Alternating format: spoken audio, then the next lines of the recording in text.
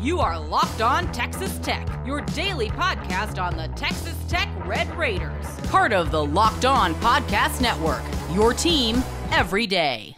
Great to be with you again on Locked On Texas Tech on the Locked On Podcast Network, your team every day, always free and available on YouTube or anywhere you get podcasts. And thanks as always for making us your first listen. Today's episode brought to you by FanDuel. New customers can place a $5 bet and you'll get started with $150 in bonus bets if you win your first $5 bet. So visit FanDuel.com to get started today. With the only Chris Level, I'm Casey Cowan. Chris, great to be back with you, and we are swimming in the whirlwind that is transfer portal season.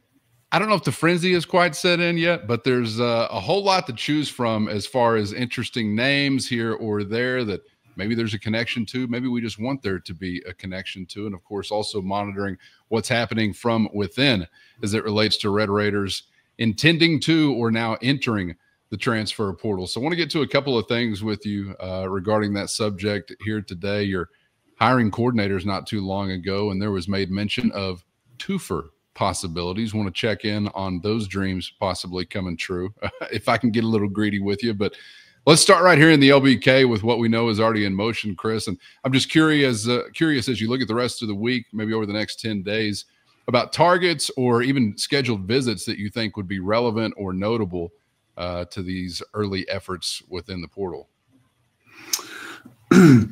Yeah, as we, this information changes quickly, all of it. I'm in, I'm out, I'm visiting here, or whatever it may be. This is hard to follow because there's so much out there, and you're trying to determine what's real, what's not. Okay, who did you really want? Who did you really offer? Who can you really get?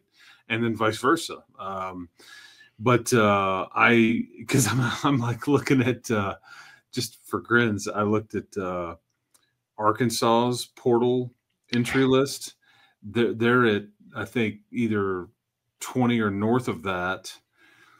And then you factor that in with the folks that have already said they're opting out of the game. I mean, they still have their starting quarterback and their leading rusher and, some things like that. But it's just, I was looking at them obviously because you're about to play them. And then you're trying to figure out what your team is going to look like for next year. And you're trying to hit it hard early. And I don't know. I'd be curious to know the strategy. And it's impossible to know because, again, I think you have to be ready to pivot multiple times.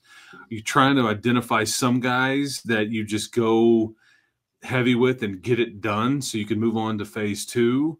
Is this more of a wait and see? Like, let's get these early guys in here. Let's eyeball them.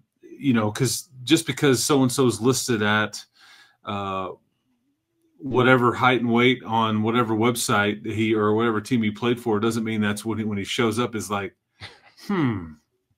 okay. This happens. This is why you want to. You'll see people make reference of.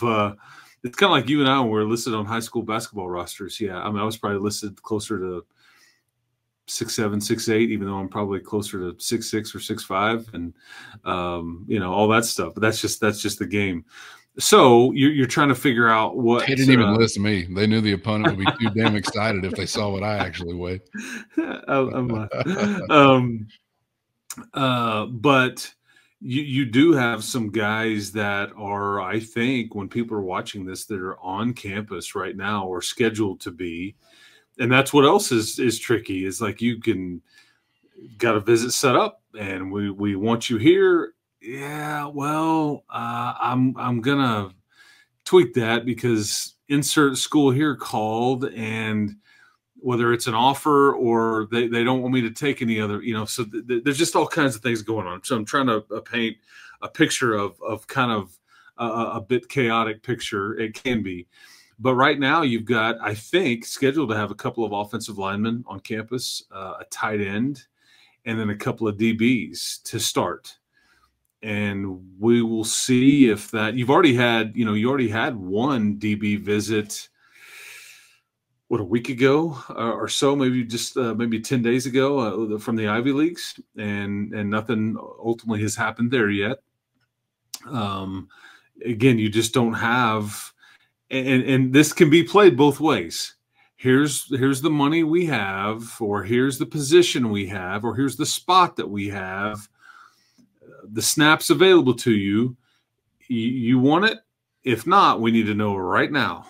I mean, it can be played both ways, because you may not get school down the street to offer you a starting spot, or the kind of NIL deal or rev share, whatever you're getting into.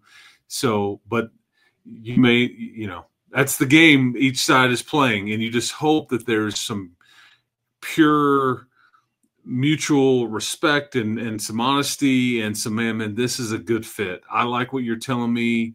We like what you can do for us. Let's make it happen. You hope there's a lot of that, but there's just, there's no way to know, because some people are into this strictly to play the game, and that's okay. I mean, that's just part of it, that there is the game to be played. If that's what you want to do, you just hope that you stumble upon some Jacob Rodriguez's, some CJ Baskervilles out there, Josh Kelly's and things like that have come in here as transfers and have done really well and are culture guys, if anything. It's interesting you bring up those names, because you're talking about two guys that came previously from a Power 4 category. You're talking about another guy that came from a Group of 5 category, and Baskerville, who came from San Diego State. The others were Virginia and Washington State. A little bit of a flux there as far as the category for Washington State, granted, but you get the idea. And I'm kind of wondering, Chris, I haven't seen that I know of, at least. I think most of these initial visitors early on, I haven't seen one, I don't think, from a Power 4 school yet. Make that for whatever it's worth. And that does kind of lead into sort of what I'm curious about when you start thinking coordinators. And Shield Wood comes from Houston, now obviously in the Big 12 conference, so maybe not an apples to apples kind of setup there. But when you're talking about Texas State, you think about these coaches and like, okay, well, who can you bring with you? And not to disrespect them in any way, shape, or form, but we're also talking about Group of 5 rosters. So it's not exactly like you're saying, hey, bring everybody you like. You really got to find some of those, I guess, kind of diamonds in the rough, don't you? And maybe be a little bit more, judicious in what you're looking at or investing time in with that category. Is there not as big a difference as maybe I'm making it out to be? If anybody, like there's a DB in the portal from Houston, I think he would be somebody that I would think would be of interest. I haven't seen too much connection there yet, but I believe that he's somebody that would be able to help you. Keep in mind, though, like you have somebody that gets on one of these visits that he missed this year because of an injury and has 1 year left, but he was an FCS All-American last year. You have, and the All-Americans at that level, I mean, those are still NFL type guys at times. It just, NFL will find you, and there's plenty of examples of guys that are playing at a lower level and will absolutely play on Sundays and do very, very well. I mean, just like when you watch like a Monday Night Football game and it's like, hey, so-and-so right tackle, and then you list off the school and like, damn, I don't even know where that is. I mean, so there's plenty of guys out there like that. Well, I think to your point also, I saw a guy, was it North Dakota State? That's who I'm talking about. Okay, well, so then you look at a program like that and what that program represents, and you're thinking at minimum, this guy knows how to play football, is probably a great teammate, somebody that comes from a good locker room. So, yeah, there are these little like contextual clues, I guess, depending upon the program, whether it's FCS, Group of 5, Power 4, whatever. And some will strictly, like they do with a high school player, some will strictly base their worth off of who else is interested. Right. And I get it, and that's tangible, and like there's a comparison, but some of that's tricky to sort through. I mean, does everybody play in the portal game? Does everybody have a need at this particular position? There's all kinds of. Do they know what the hell they're doing? Are they any good? That too. And if that is your only metric, and I get caught up in this, just like you're describing, but if that is the only metric, then you're probably in trouble. There's got to be something else to it. Yeah, and I think there's been times when Texas Tech, they offered a prospect out of the state of Michigan. I don't know, let's say 3 weeks ago-ish, and then there was a lot more Big Ten offers, and then Michigan ended up offering, but Texas Tech kind of jumped in there early. Comparatively, he's a late bloomer, and away we go. He was committed to one of these FCS teams, and all of a sudden he's going to be a Power 4 player just all overnight as a high school player. So that it's just kind of fascinating how some of this works, But okay, so you have a couple of offensive linemen. You have, like I said, a tight end, and the tight ends list of offers that's on campus. He's from the Northeast. And it's not a super impressive list. And so I'm curious what they're, how do they wait and see? Is this a take him if we can get him? Is this, hey, man, we just wanted to bring you in and see? He's got some good production. The two offensive linemen, I think they're heavily recruited by a lot of folks. One from Illinois State, and I think the other one is from Western Carolina. And they've kind of created a lot of interest. They seem to be ready-made, and this is what these are outside guys, Chris, or are they interior? I believe these are tackles. I think. Gotcha. Now maybe you look at them and say we could bump them inside, but I think these are guys that play tackle. These are both 6'6" ish. Hey, can I ask you a question about that O-line for just a second? Are we getting into the portal under some assumption that Vinny Scurry is a part of your picture next year? Today's episode brought to you by FanDuel. Get ready to tackle all the action with FanDuel, America's #1 sports book. And right now, new customers can bet only $5 and get $150 in bonus bets if you win. The FanDuel Sportsbook app gives you everything you need to place live bets on the NFL and a whole lot more, all in one place. So when you get a hunch, a gut instinct in the middle of the game, you can check out the latest stats, view live play-by-play, and so much more, all on the same page where you place your bet. Just visit FanDuel.com to join today, and you'll get started with $150 in bonus bets if you win your first $5 bet. That's FanDuel.com. Never waste a gut feeling again, and make every moment more with FanDuel, an official sportsbook partner of the NFL. Are we getting into the portal under some assumption that Vinny Scurry is a part of your picture next year? Is it 1,000%? Say that? Okay, no, 1,000%. He is back here. In fact, I think if I'm Texas Tech, not only is he part of my picture next year, whenever these guys are coming in here, I put him with them. I would put him as a player host and say, I came here. It's freaking awesome. He's walking around with that hat all the time that says "Make football violent again" and everything. Yes.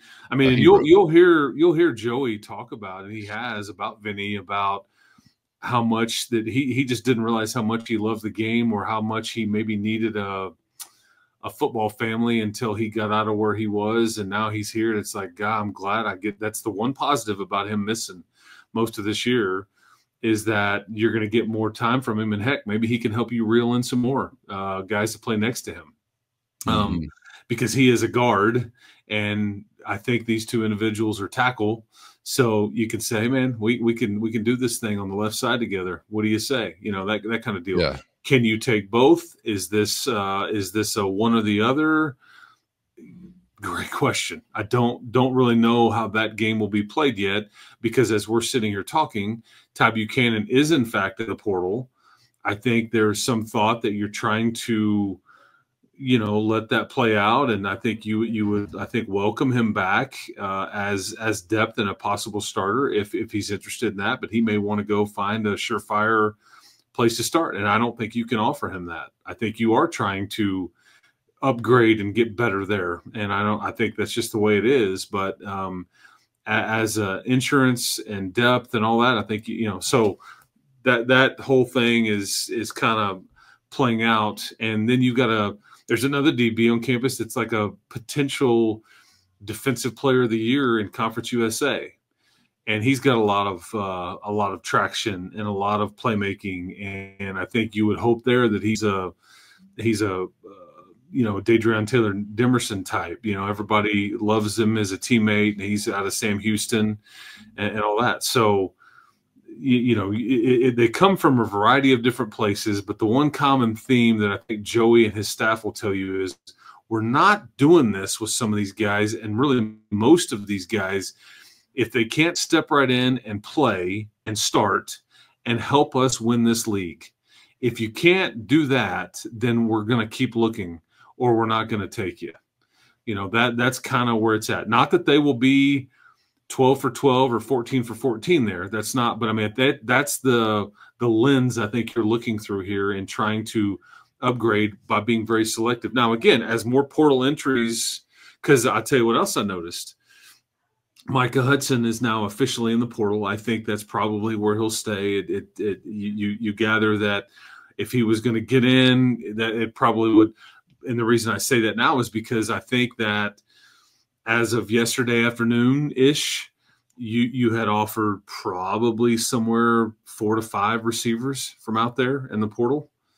And these are all folks that have production and or have heavy interest and all that. And that tells me that you may not look at maybe 1 but 2, because, again, Brady Boyd, Jordan Brown, I mean, these are all guys that are, because now, and DJ Crest is also, I think, has stated his intent to be in the portal and all those things. So that's kind of telling to me that they continue to offer receivers. So is what it is, man. Giveth, taketh, but you got to play the game and hopefully play it well. Yeah, no doubt. And I'm feeling pretty ambitious from a wide receiver standpoint because of the success you had with the guys you brought in last year. Where oftentimes you can be kind of skeptical of how things are going to translate. But whether it was obviously Josh Kelly, even Caleb Douglas, I think, given a little bit more than maybe what I expected. So hopefully you keep that hot streak kind of going as far as some pass catching help you're trying to bring to campus. As for the aforementioned two-fers and being a little bit greedy, of course, eyes being kept closely on Houston and Texas State for anything that might be there to pick off, given that now former assistant coaches and a coordinator there are 2 coordinators here in Lubbock. And I saw a left tackle for Texas State that I think was a starter who's in the portal. I saw an all-conference running back for Texas State who's in the portal as well, was a big total yards from scrimmage guy for them. Am I too quick to want to connect some dots, Chris? Is it obvious that they're on the radar of Texas Tech, or what do you think with those 2 or any of the others from those locations in particular? Well, you won't have any better intel on them as people, and is this an upgrade? Can they help us push this thing forward, or are they just guys? Or what's the pros, what's the con, and all that stuff. And I think that's all you can ask for is a relationship and intel, and you should have a leg up. Really, and I say this too, like Coach would have, like you will, and some of your guys on your staff will, he'll have intimate knowledge of really anybody in the Big 12 too, maybe at Tulane as well. So that it kind of spreads out, not just at Houston. And then with Coach Leftwich, in that league, there's some good football that's played in that league. And I think that it doesn't just start with Texas State or with I don't think you're reaching at all. It's just you're probably only going to take 1 running back. You're only going to take like 1 bona fide starter at left tackle. Let me ask you about that running back, because this guy that I was thinking about from Texas State is of a certain body type. And I'm wondering, are the Red Raiders like intent on a certain mode of running back? Are you wanting somebody to complement what you have? Is it best available kind of thing? Or how do they approach that given what they're losing in Taj Brooks? I would describe to you on I'm guessing what they would prefer. They want older, because you've already got, two pups that I think that you're just not quite ready to turn it all over to. And you're going to need more than just 2 guys. You want some experience, and I think you prefer somebody that is a bit thicker. Not that you want a bowling ball or whatever. You're not going to be able to go find a Taj Brooks per se, or a Scattaboo or one of those guys ideally. But I think you would prefer a 210, 215 type guy if you can get it. Again, because here is the criteria that I think you would want to find. Can they stand up? Can they pick up the blitz? Can they get some tough yards? we've got a speed guy. We've got another guy that's going to kind of in the same mold that I'm describing here, but he's just younger. And so I think that, but maybe you can't find those things and you have to compromise on something there. But you will be able to go find a productive running back. I'm not saying that that's easy. I think you'll absolutely be able to find a productive receiver or two as well. Because here's what you can sell a receiver that a lot of times some schools would have a hard time selling. And you mentioned two-fer. What if I got not one but two quarterbacks that can absolutely get the ball to you and are going to be really good and are good, and you can see it? Like, here, look at this tape or whatever you need to. We've seen these things. Some schools can't do that. It's like, yeah, we're going to go try to find somebody that'll throw it to you too. Well, no, you've got guys right now, not just one but two. Yeah. So if you're a receiver that only has a year or two, you're looking at your little window here. I feel like I'm covered. Like I've got somebody that I know is going to be here that can get me the ball, and we're not going to be stuck in quicksand and all that stuff as an offense or anything like that. So, but yeah, that's hopefully that answers your question on running back. But that's another point to make on the wideout part too. I'll be interested to see though. It's not going to be the same as it would have been prior to roster limits with a guy like Coach Wood and a guy like Coach Leftwich. If you have 120 or 125 spots, or you're allowed to go more than that, I think you get a lot more of their influence because they can bring guys with them that maybe like special teams types, are just good teammates, know the system, and are just good to have around and can kind of almost help teach and maybe help play a little bit and all that. So you get some of that too. But right now you have to be extremely picky. You just have to, because you've got limited spots. Because I think some of the folks that have gotten in the portal from your standpoint have been told, hey man, it's probably not going to happen for you here. We're trying to, in fact, we're better off telling you that now, so you've got some time to maybe go find another spot than putting you in a bind and letting you go through spring and then telling you the same thing. So some of these, and it's not a fun conversation, but you're just trying to, it's the reality of where you're at. Like, I think Brady Boyd and Jordan Brown could, like, for example, they could absolutely come back and play for you next year. Their roles would unlikely change. And if they are seeking more playing time or maybe more of rev share or whatever, then it would probably be smart for them to seek employment elsewhere, if that makes sense. Oh yeah, crystal clear. And I think we're allowed to say that now. I'm not quite sure according to NCAA bylaws, but yeah, seek employment elsewhere. There was just reporting on who was it, a new contract for Jaden Daniels to finish out his career. Literally discussing a new contract. Still kind of jarring to see that in a college sports headline. Well, I think you have the Cincinnati, Kansas, I want to say BYU all had their quarterbacks announce new deals with their schools to return. So yeah, it's a real deal. Yeah, it's like there's a lot of it's like Adam Schefter for ESPN reporting during NFL free agency, but instead it's the college guys. But yeah, new deal, no terms disclosed or anything like that. But yeah, new agreement, new deal, whatever. It's fascinating. Pretty soon we'll get considerations and a player to be named later as part of these things. Yeah, this is right. But you'll see Jalen Daniels. I mean, he's a quarterback that now he'll have a new OC, but you'll see him. And so yeah, I paid attention to some of this stuff. Jake Ratzlaff, I think for BYU, you'll see him or supposed to if they're healthy and all that. But those teams are on your schedule next year. You bring up the quarterbacks a moment ago, and we're sort of on the subject of quarterbacks right now. I wanted to finish with that because one of the most recent entries into the transfer portal was a quarterback for Texas Tech in Cameron Brown.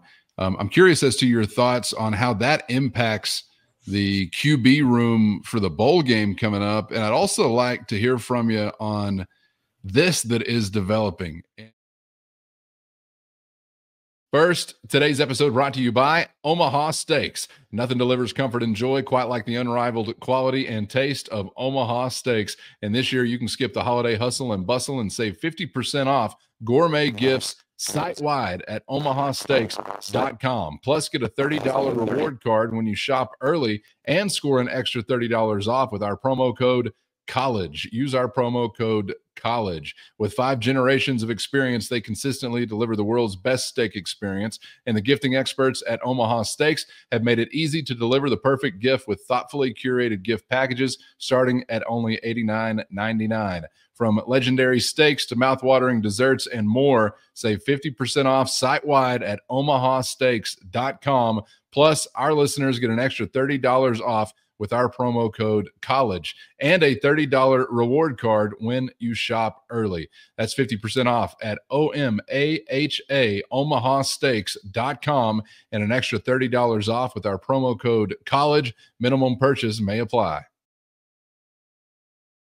One of the most recent entries into the transfer portal was a quarterback for Texas Tech in Cameron Brown.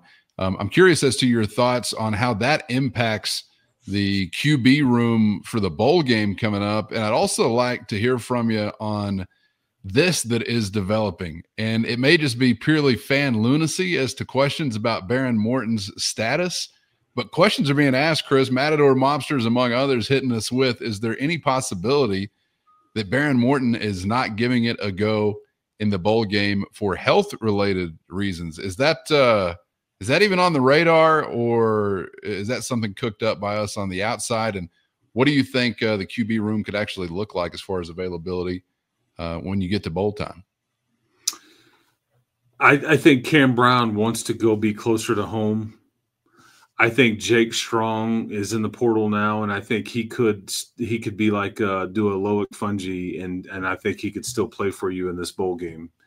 Okay. I think obviously Will Hammond, and I don't know about Barron. I've just simply wondered aloud, was he completely healthy and all those things, and we'll just see what we get there. As we get closer to bowl game time, you'll be like, dang. You'll find out all kinds of guys that are either going to miss the bowl game or miss the spring because there's ailments and injuries and heck, I'm around a lot of this stuff very closely, but you don't know everything. You don't know he's been playing through this or playing through that, needs to go get it cut on and get it fixed. And I think there's a variety of folks like that, possibilities. So we'll see there. But I mean, I think that between Barron, Will, and Jake Strong, you'll have a 3-deep or a 2-deep, depending on what all goes on there.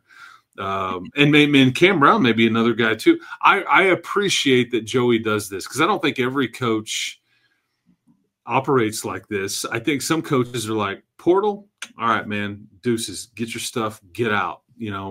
I think Joey they earn the right to play in this game. If they're with us, and more importantly, if they can help us win, like Loic did last year, I don't care. Let's help each other. And yeah, we don't want anybody to get hurt. We don't want to jeopardize your situation. But I think that says a lot to other teams that they would still want to play for their team in a bowl game with their teammates and all those things, as opposed to just bailing out. And people are allowed to do whatever they want, and I get it. And everybody's got to look at how this affects me and how it can affect you or your future and all that. Now I can't make anybody's decision or whatever, and so, but I think that is because it's not going to shock me a bit if Jake Strong is still suiting up and available to play in this game. Heck, maybe even play in the game, for all we know. But sure. And Cam Brown either, for that matter. I really don't know what all that looks like. But I've wondered it myself. It's a fair question to ask. I think, like as I look at Arkansas' situation, they may have their starter but no backup, or any kind of proven backup, because I think their backup is entered the portal chat, if you will. And so, being a broadcaster, or maybe even more importantly, being a coach during bowl season is a nightmare. Who are we even playing against? Do we even know? Playing for us. And that too. Yeah, it's a lot. It's a lot. And before I let you go, this spot QB, is that a point of attack in the portal? Are they happy with what they got and what they signed from the prep level, or what do you think? So here's the dynamic here. I think that is a loaded question. Because I think if Jake does intend to leave, if Cam Brown intends to leave, your signee from this this past class, like last week, he is injured, and he's gonna miss 7 to 8 months. He's gonna miss the spring. And you know, do you have, you know, like you have to have enough guys to get through practices and everything. So I have attached QB to the list of needs in the portal for me. Yes. Gotcha. I do think you will go get one. And like, here's the thing. Can you go get one that's really good? What grade is this person? That one is going to be an interesting dynamic, because they come in and they can't be expecting to play right away. But maybe you go get somebody else's Jake Strong, somebody that you liked, that's been sitting on a roster that's got 2 or 3 years left and wants to give it a go, wants to try to upgrade and be in Lubbock or play for Tech or play for Coach Leftwich or Coach McGuire, whatever it may be, and understand, kind of like the Cam Brown thing was, where there's no illusions here. You're not coming in, you know, maybe you can give us a different dynamic. And, you know, but I do think that, because you could have theoretically gone and taken another high school quarterback signee, so you'd had 2 classes to fill out your numbers. But I think you'll probably try to go get somebody in the portal. But I just, what's the reality on what you get here and get to come in here and get to agree. But man, if you can go get somebody that you can pay the right amount with rev share, and that has got a lot that you like, maybe there's a marriage to be had there at some point. But I do think that's a position of need, depending on how this plays out. Yes. I'd say so, man. The way you describe it, especially if things remain the same and it's only a true freshman that you have beyond those 2, and he's not even available till right before the season begins as far as practice or things like that, then be a little nervous without something else. In the chamber. Absolutely. And you can't have enough of this, like at this spot. You can't. I think you go into next year, all things being equal, with a guy like Barron and Will, and you feel pretty good about things. You've got like a 1-2 punch, and you feel like you're covered. However, it's not, you don't have to squint too much. And Jake Strong was starting a game in Provo, Utah on a Saturday night as an 18-year-old true freshman. Correct. And so you just, yeah, you need some protection there. And so somebody, you just hope that you can find the right fit that makes some sense for this individual and for you. And there's a fit there, but I just don't know. I don't know what that looks like. And that may be one of the last things that you get, because that position group needs to be shopped through. Yeah. And maybe you get lucky. Maybe you get, I don't think that's one that you're trying to attack right away, because it's just, to me, like you're just hoping for a smart, high character kind of guy that'll be no issue whatsoever for the QB room, the locker room, and would be serviceable to not do something incredibly stupid if you actually had to step on the field. But like hoping that you're going to go out and get some super athlete or whatever. And if you do, there's probably a reason he's at that spot. If he's some great athlete, it can be a little tricky. And for that spot where technically you're kind of hoping you don't have to call their name during the year. If you're expecting them as a QB3, you just want to get a guy whose presence will be something fruitful and not a detraction from anything else. That'd be about my luck. You go get the 3rd, 4th emergency QB you got, and it's like bringing some knucklehead to the locker room. You got my 4th QB's killing my chemistry. I don't know what to do. That's why I'm in this seat, and Joey McGuire's in his seat. But a lot of options to digest there, man. A lot of things to marinate on. So appreciate you giving me something to think about while I fall asleep a little bit later on tonight. Well, enjoyed the conversation as always, Chris. And we'll see how this plays out. You could, I think the offers continue to get extended. I think I think the coaches over there will tell you that this week is one of the most active and stressful weeks that they have, because you're juggling hosting visits, some of which are going to be extremely important to what goes on for you next year, and managing the situation and trying to know all that's out there. And there's plenty of unknown that you just don't know. What is this guy really being offered? Who else is really interested? And then you're trying to coach your team, and you're trying to get your coordinators adjusted to life in Lubbock and all that. But yeah, it's a busy one for those guys over there, but it is impactful. That's for darn sure. No question. It's where your foundation is either laid, or maybe your cherries are added on top if you've already got a solid foundation. So stick with us as we get through it with all the comings and goings of the Red Raider transfer portal season. Season's greetings, everyone. Thanks for being out there. Get subscribed on YouTube or anywhere you get podcasts so you never miss an episode. And of course, hit the show notes. Find the link to become a Matador Mobster. The questions are flying fast and furiously, trying to respond to as many as possible. Sometimes after you click the button with the response, it's already outdated. That's just portal season, baby. So thank you to those out there chopping it up with us. Inside the Matador Mob, hit the show notes for a link for a free 14-day trial, your direct line to Chris and myself with one-on-one text and straight to your phone. For Chris, I'm Casey. Thanks for being out there as always. We hope to see you back for the next round on Locked On Texas Tech.